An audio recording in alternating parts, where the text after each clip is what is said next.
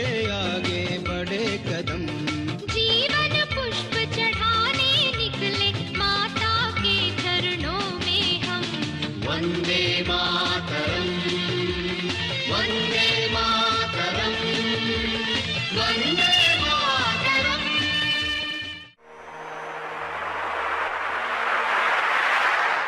जय हिंद, वंदे मातरम, भारत माता की जय। किस प्रकार से दवाइयां, किस प्रकार से एलोपैथी लोगों को मारने का काम करती है, इसके बारे में वैदिक चैनल पर हम लगातार पिछले 10 दिनों से बातचीत कर रहे हैं। परम पूज्य स्वामी जी महाराज, परम पूज्य आचार्य जी और इस देश और दुनिया में जो लोग मानवता से प्रेम करते हैं वो लगातार बताते हैं कि किस प्रकार से एलोपैथी के कारण लाखों करोड़ों लोगों की मौत हो रही है, दवाओं के ओवरडोज से और दवाओं के रिएक्शन से। और रिएक्शन भी कोई गलत प्रकार का नहीं। एक एलोपैथी की वो दवा जिसको लैब में ट्रायल करके, एनिमल ट्रायल करके, क्लिनिकल कंट्रोल ट्रायल करके, सब तरह से रिसर्च करके, मोहर लगाकर एफडीए जैसी एजेंसियां अप्रूव करती हैं, उसके बाद भी उस दवा से हार्ट फेल होता है, लीवर फेल होता है, किडनी फेल होती है, उस दवा से गंभीर रिएक्शन होती है, मौत तक हो जाती है। इन सबको होने के बाद भी इसी पैथी को यह माना जाता है कि केवल यही पैथी है जो पूरी दुनिया में चल सकती है, बाकी पैथियों के ऊपर तो बैन लगाना चाहिए। पैथी किसी काम की नहीं। किस प्रकार से ओवरडोज मारती है उसकी आज के एपिसोड में हम चर्चा करने वाले हैं। दवाओं का हमने लीवर पर, किडनी पर, हार्ट पर क्या इफेक्ट होता है इसकी हमने चर्चा की, डिटेल में चर्चा की। आज हम चर्चा करने वाले हैं हमारे पूरे स्किन को, हमारी त्वचा को कैसे ये दवाइयां नष्ट करने का काम, खराब करने का काम करती हैं।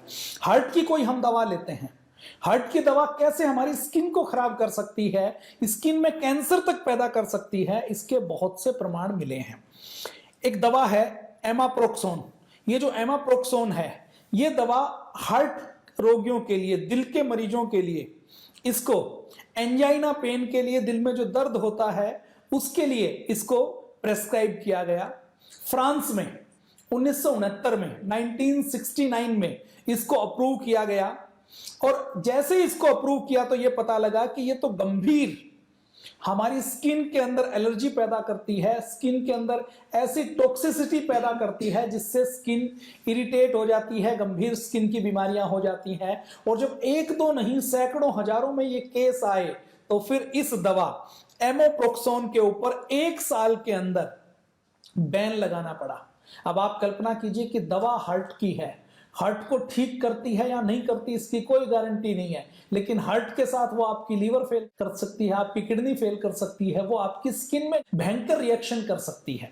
ऐसे ही जो स्किन की, त्वचा की हम दवा लें और उसी से स्किन का कैंसर तक हो जाए, ऐसी आप कल्पना कर सकते हैं। ये एलोपैथी की ऐसी पैथी है जिसमें आप हार्ट को ठीक करने की दवा लें और वही हार्ट अटैक का कारण बन जाए, आप लीवर को ठीक करने की दवा लें और वही लीवर को फेल करने का कारण बन जाए, आप किडनी को ठीक करने की दवा लें और वही किडनी फेल करने का कारण बन जाए। ऐसा भी एलोपैथी में होता है। एक दवा एजेनोल मेब्यूटेट, एक साल्ट का नाम है। एजेनोल मेब्यूटेट को एफडीए द्वारा 23 जनवरी 2012 में लियो फार्मा नाम की एक फर्म है, उसने जेल के रूप में अप्रूव करवाया। अप्रूव्ड क्या कहकर करवाया कि ये एंजेनल मेब्यूटेट नाम का ये जेल यदि स्किन के ऊपर लगाते हैं तो सूर्य की किरणों से, देखिए भारत ऐसा देश है जहां पर सूर्य से कोई नुकसान होने की संभावना नहीं है, लेकिन ऐसे दूसरे कई देश हैं जहां पर सूर्य की किरणें, अल्ट्रावायलेट किरणें ऐसी आती हैं जो स्किन कैंसर पैदा करती हैं, जो स्किन को खराब करने का काम करते हैं। तो कुछ देशों के लोग बहुत अवेयर रहते हैं कि हमारे स्किन में किसी प्रकार का कैंसर ना हो। तो ये स्किन के कैंसर, कई बार तो कैंसर होता है, कैंसर होने से पहले की एक स्टेज है जिसको एक्टिनिक केराटोसिस बोलते हैं। ये एक्टिनिक केराटोसिस क्या है? ये बीमारी जैसे सूर्य के कोई संपर्क में लंबे समय तक होता है, तो लंबे समय तक होता है तो कई बार हमारे स्किन के नीचे की कोशिकाएं हैं वो अबनॉर्मल ग्रोथ करने लग जाती हैं, असामान्य तौर पर बढ़ने लग जाती हैं। तो लियो फार्मा ने यह कहा कि ये जो हमने साल्ट खोजा है इसको जेल के रूप में, क्रीम के रूप में यदि लगाया जाए तो ये सूर्य की किरणों से जो कोशिकाओं की असामान्य वृद्धि होती है, ग्रोथ होती है, इसको रोक लेती है। ये जो असामान्य वृद्धि है, अबनॉर्मल ग्रोथ है, ये कई बार कैंसर हो भी जाती है, कई बार नहीं भी होती। तो एक तरीके से मैं कहूं कि एक दवा 2012 में एंजेनाल म्यूबेट नाम से एफडीए में अप्रूव करवाई गई फार्मा माफिया के द्वारा कि यह दवा कैंसर होने की संभावना को स्किन में रोक देती है। अब हुआ क्या, आप देखिए, जैसे ही इसको लॉन्च किया गया पूरे देश में, दुनिया में इसको बेचा गया, केवल यूएस में नहीं दूसरे देशों में भी इसको बेचा गया। पिकाटो के नाम से इसका एक ब्रांड बनाया गया, ब्रांड नेम से बेचा गया ये साल्ट। जब इसको प्रयोग किया गया तो ये पाया कि 2012 के बाद जिन जिन लोगों ने इस जेल का, इस दवा का प्रयोग किया, उनको जो स्किन कैंसर, स्किन के अंदर दिक्कत होने की संभावना नहीं थी, लेकिन उनको भी स्किन कैंसर होना शुरू हो गया। अब कनाडा के हेल्थ डिपार्टमेंट ने जब एंजिनोल और म्यूबेट और स्किन कैंसर के बीच में ये कोशिश करने की कोशिश की कि इसके बीच में कोई रिलेशन है या नहीं है, तो 12 रिसर्च पेपर उन्होंने पब्लिश किए। 12 रिसर्च पेपर के आधार पर उन्होंने आकलन किया तो ये पाया कि ये जो एंजिनोल म्यूबेट है, ये स्किन कैंसर करने का कारण करती है। फार्मा कंपनी बेच किसके लिए रही है? बेच इस नाम से रही है कि ये आपको स्किन कैंसर से बचाएगी। लेकिन रिसर्च ने क्या पाया? रिसर्च ने ये पाया, कनाडा सरकार की हेल्थ डिपार्टमेंट की रिसर्च ने ये पाया कि ये तो खुद कैंसर करने का कारण करती है। और 8 सालों तक, उसके बाद यूरोपियन मेडिसिन एजेंसी ने भी इस मुद्दे की समीक्षा की। जब शुरू में कनाडा के हेल्थ डिपार्टमेंट ने लियो फार्मा को यह कहा कि इससे कैंसर होता है, तो उन्होंने कहा कि इससे तो बिल्कुल कैंसर नहीं होता, हमारी दवा तो बिल्कुल सेफ है, हमने तो इसके ऊपर खूब रिसर्च की है। उन्होंने इसके कई रिसर्च प्रमाण दिए। प्रमाण देने के बाद यूरोपियन मेडिकल एजेंसी को इसका पता लगा, उन्होंने भी इसके ऊपर शोध की, इसके ऊपर मंथन किया तो उन्होंने भी ये पाया, उन्होंने निष्कर्ष निकाला अप्रैल 2020 में कि ये जो एंजिनोल म्यूबेट है, ये जो साल्ट है, इससे जो दवा बनाई जाती है, ये स्किन कैंसर के खतरे को कई गुना ज्यादा बढ़ा देती है। और इसके जो जोखिम है, ये जो बचाने का काम करती है, वो बचाने का काम तो 100 में से 1% करती है, लेकिन जो बढ़ाने का काम करती है वो 100% करती है। और नतीजा क्या हुआ? 11 फरवरी 2020 को जब लियो फार्मा को यह पता लगा कि यदि अभी भी मैंने ये दवा बाजार में रखी तो मुझे अरबों डॉलर का हर्जाना देना पड़ेगा, तो लियो फार्मा ने अपने आप स्वेच्छा से इस दवा को पूरे बाजार से हटा लिया। अब आप कल्पना करके देखिए कि एक दवा जो स्किन कैंसर से बचाने के लिए एलोपैथी की फार्मा कंपनी करती है, और ये जो फेलियर है, ये एक दवा जो कैंसर बचाने का काम करती है वो कैंसर, तो ये एक प्रमाण है कि पूरा हेल्थ सिस्टम फेलियर है। जिसके ऊपर आप भरोसा करके आप दवा लेकर आते हैं, वो दवा आपको गंभीर बीमार करने का काम कर सकती है। आगे और प्रमाण देखिए, पूरी दुनिया में सबसे ज्यादा रोगी हैं दर्द के। पेन मैनेजमेंट के नाम से बहुत बड़ा बाजार है। पेन मैनेजमेंट के नाम से नई नई दवाएं निकाली जाती हैं। अफीम, ओपियम के नाम से दवा बनाई गई, लाखों लोगों को उसका एडिक्ट बनाया गया, और एक बहुत बड़ा स्कैंडल पूरी दुनिया में हुआ, और उसमें बड़ी बड़ी कंपनियां शामिल थी, उनके ऊपर हजारों करोड़ का जुर्माना लगाया गया। मैं आपके सामने एक बात और करता हूं, दर्द और सूजन की हम दवा लेते हैं दर्द को दूर करने की, वो दर्द को दूर करने की दवा भी हमारी स्किन को, हमारी त्वचा को खराब करने का कारण बन सकती है। आइसोक्सीकैम नाम से एक सॉल्ट खोजा गया, नॉन स्टेरॉइड एंटी इंफ्लेमेटरी एक ड्रग खोजी गई, अलग अलग ब्रांड नाम से इसको बेचा जाने लगा। वार्नर लैम्बर्ट नाम की एक बड़ी फार्मा कंपनी है, उसने 1983 में इस दवा को यूरोप में, यूके में, यूएसए में बेचने के लिए अप्रूव करवाया। आइसोक्सीकैम लोगों ने, डॉक्टरों ने लिखना शुरू किया, लोगों ने लेना शुरू किया, जिसको भी दर्द था, जिसको सूजन थी, जिसको जोड़ों का दर्द था, अर्थराइटिस के मरीजों की एक बड़ी संख्या पूरी दुनिया में है, उनको ये सोचकर इसको लिखा गया कि ये नई दवा है, इसको लेने में किसी भी प्रकार का साइड इफेक्ट नहीं है, इसका प्रयोग करो। अब आइसोक्सीकैम जिसने भी लिया, उन्होंने ये देखा कि टॉक्सिक एपिडर्मल नेक्रोलिसिस नाम की बीमारी उनको होनी शुरू हुई, जिसको लियोल सिंड्रोम के नाम से भी कहा जाता है। जब एफडीए को और अलग अलग देशों की हेल्थ एजेंसी को इसके बहुत से केसेस मिले और केवल केसेस नहीं मिले, केसेस मिलने के साथ साथ बहुत से लोग मारे गए, और बहुत से लोग जब मारे गए तो इस दवा के ऊपर चिंतन शुरू हुआ। इस दवा के साइड इफेक्ट क्या क्या हुए? लोगों ने दवा ये सोच कर ली कि इस दवा को हम लेंगे तो हमारा पेन मैनेजमेंट हो जाएगा, हमारे शरीर के अंदर ये पेन किलर का काम करेगी और हमारे शरीर को पेन की अनुभूति कम करने का काम करेगी। लेकिन उनको जो टॉक्सिक एपिडर्मल नेक्रोलिसिस लियोल सिंड्रोम हुआ, उसमें गंभीर स्किन के ऊपर एलर्जी हुई। कितनी गंभीर एलर्जी हुई कि लोगों को बुखार आया, फ्लू हुआ।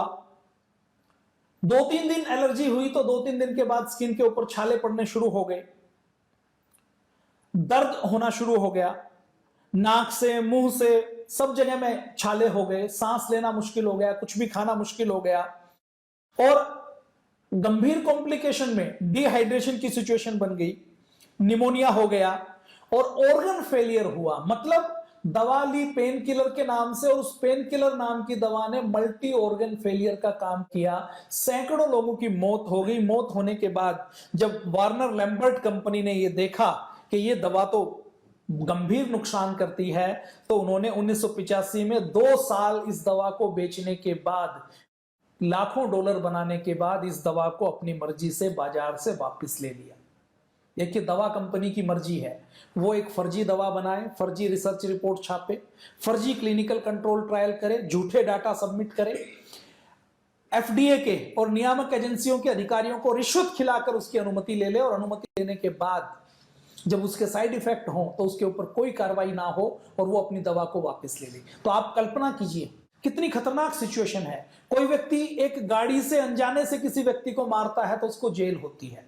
कोई व्यक्ति किसी का मर्डर करता है सुनियोजित तरीके से तो उसको जेल में डाला जाता है, उसके ऊपर हत्या का मुकदमा चलाया जाता है। लेकिन एलोपैथी की गलत दवाएं बनाकर, जहरीली दवाएं बनाकर आप हजारों लाखों लोगों को मार दें और अपनी मर्जी से फिर बाद में उस दवा को वापस ले लें, तो पूरी दुनिया में ये देखने वाला नहीं है, ये जिम्मेदारी तय करने वाला कोई नहीं है कि इन दवाओं के कारण आपको नुकसान हुआ तो इसकी कोई भरपाई करेगा, या उस दवा कंपनी के ऊपर मर्डर का केस चलाया जाएगा जिसने लाखों करोड़ों लोगों को मारने का काम किया। लेकिन कोई इसकी चिंता करने वाला नहीं है। मैं आगे आपको एक एग्जांपल और देता हूं जो ऐसे ही पेन किलर के नाम से दवा है, ऑक्सीफेन बूटाजोन।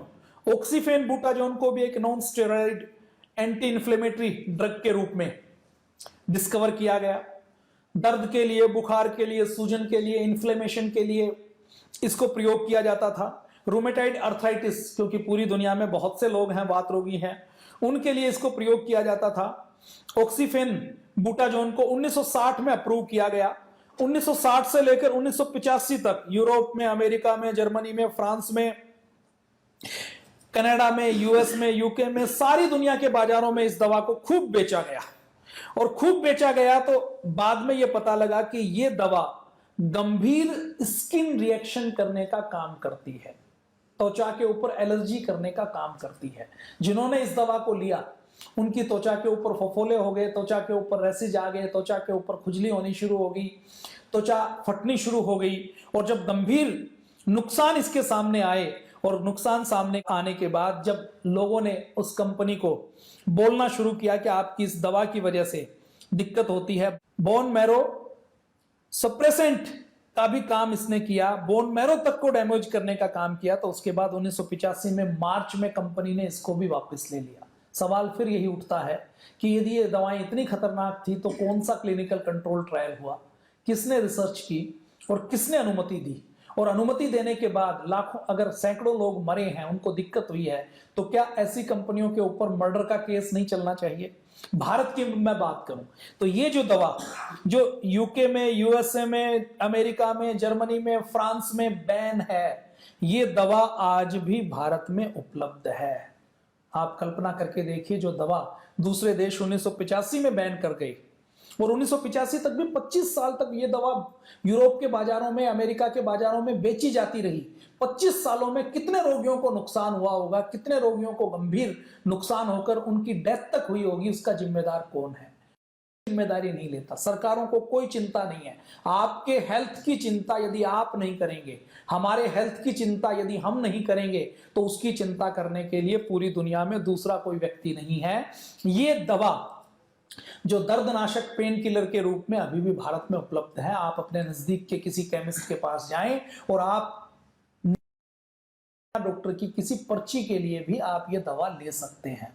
ऑनलाइन आप दवा मंगवा सकते हैं। तो भारत में भारत की सरकार को आपकी चिंता नहीं है, भारत के डिपार्टमेंट को आपकी चिंता नहीं है। आपको जिंदा रहना है, आपको स्वस्थ रहना है, तो आपको खुद अपनी चिंता करनी पड़ेगी। भारत में ये ऑक्सीफेन बूटाजोन नाम की के साल्ट की कई ब्रांड नेम से दवाइयां उपलब्ध हैं।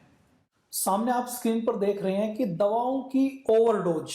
अब ये ओवरडोज का मतलब ऐसा नहीं है कि कंपनी ने एक रिसर्च करके कम करने के लिए आपको 500 कि उसने की जगह 2000 मिलीग्राम ले ली। 500 मिलीग्राम जो प्रेस्क्राइब डोज थी, जिसको रिसर्च पेपर में कहा, उस डोज के ऊपर भी कोई दवा कैसे डोज बनकर मारने का काम करती है, उसका एग्जांपल देखिए। सामने आप देख रहे हैं मई 2020 से लेकर अप्रैल 2021 तक पेन किलर की ओवरडोज से 1 लाख अमेरिकों की मौत हो गई।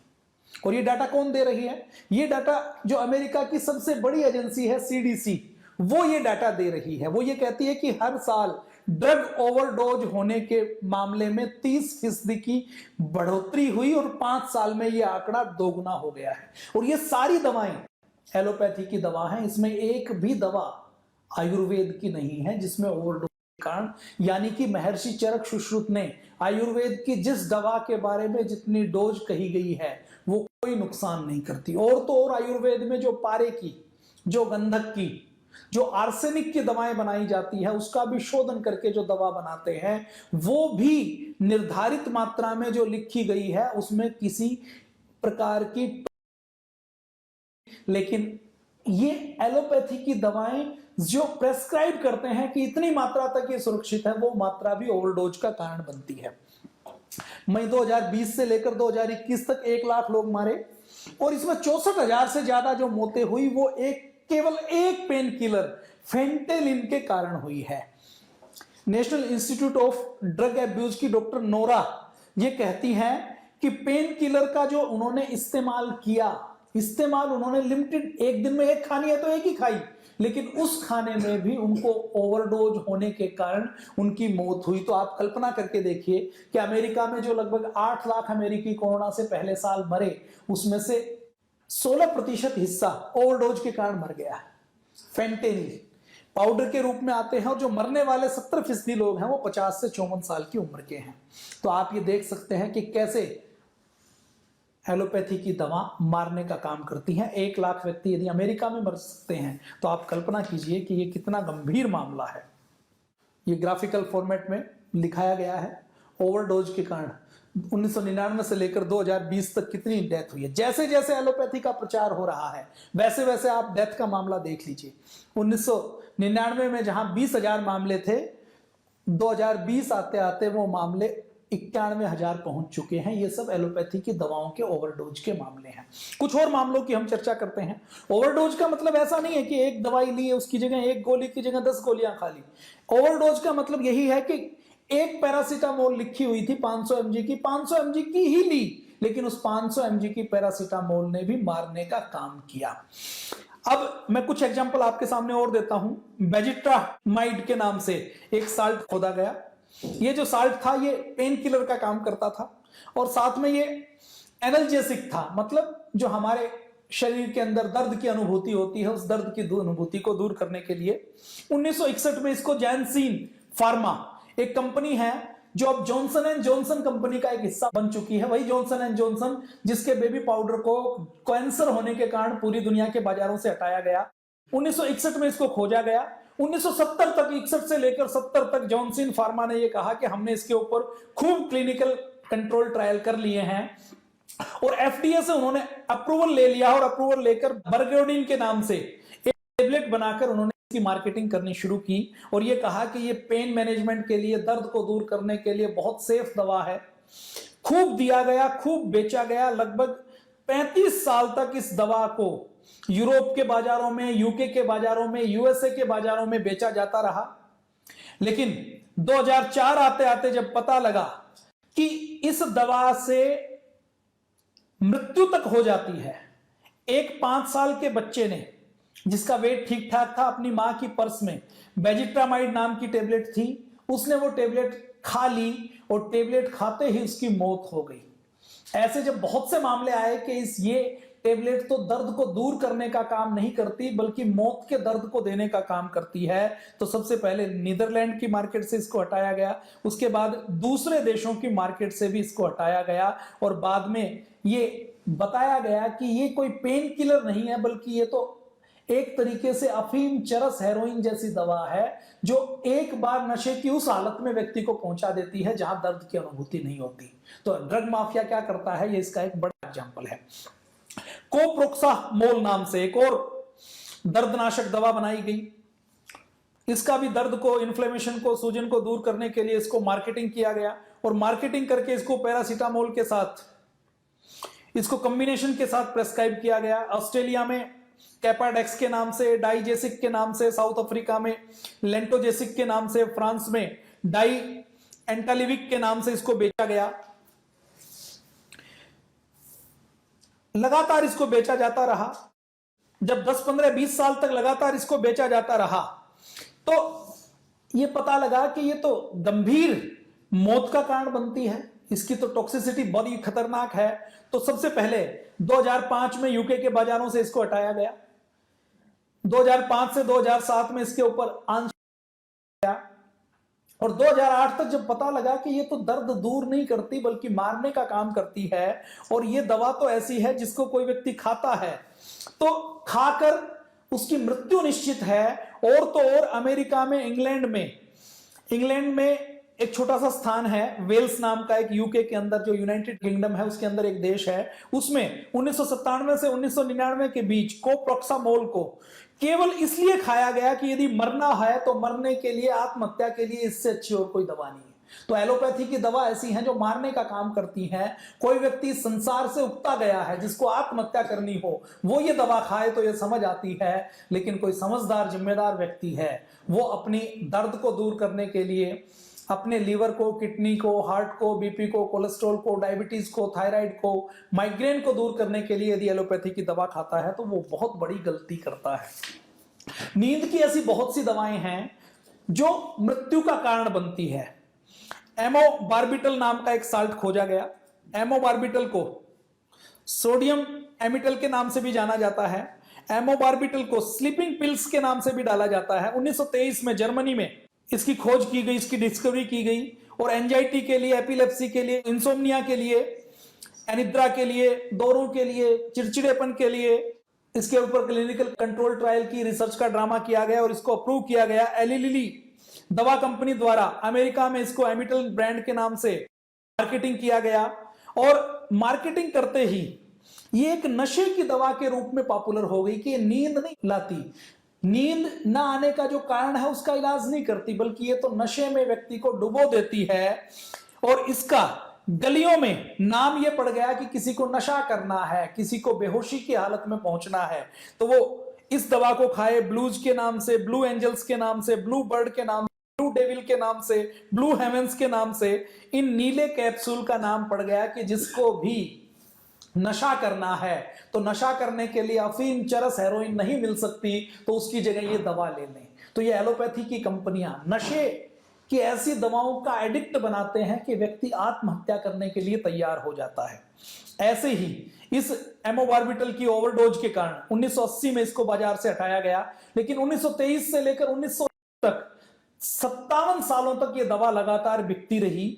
और इस दवा के साइड इफेक्ट में जब ये पता लगा कि जो व्यक्ति इस दवा को लेता है चिड़चिड़ा हो जाता है, नींद नहीं आती, बुखार आता है, शरीर का टेम्परेचर कम हो जाता है, डिसीजन पावर खत्म हो जाती है, एक व्यक्ति के 2 व्यक्ति दिखाने लग जाते हैं, सांस की तकलीफ होती है, हार्ट बीट स्लो डाउन हो जाती है, जुबान लड़खड़ा जाती है, आते हैं, सोने में परेशानी होती है, आंखों की पुतलियां घूमती रहती हैं, कमजोरी हो जाती है और ओवरडोज के कारण मृत्यु भी हो जाती है। ये पता लगने में 57 साल लग गए। 57 साल तक नशे का कारोबार ऐसे ही फार्मा कंपनी करती रही और 1980 में जब इसको बाजार से हटाया गया तो 57 सालों में इसने कितने लाखों लोगों को मौत दी होगी उसकी कोई स्टडी नहीं, कोई जिम्मेदारी तय नहीं करता।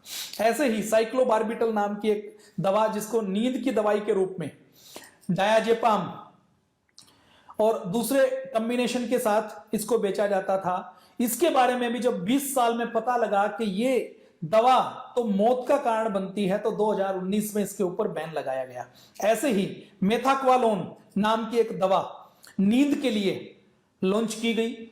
मेथाक्वालोन को क्वालूडो के नाम से, सोपोर के ब्रांड नाम से पूरी दुनिया में बेचा जाता था, और निर्धारित मात्रा में बेचने पर भी जब मेथाक्वालोन 1951 में भारत में कुछ लोग मलेरिया के ऊपर काम कर रहे थे, तो उनको एक साल्ट मिला और उन्होंने ये देखा कि थोड़ा सा नींद लाने में काम आता है, तो उन्होंने इस साल्ट को बेचना शुरू किया। 1965 में यूके में बेचना शुरू किया। 1965 में यूके में ये सबसे अधिक बिकने वाली दवा बन गई।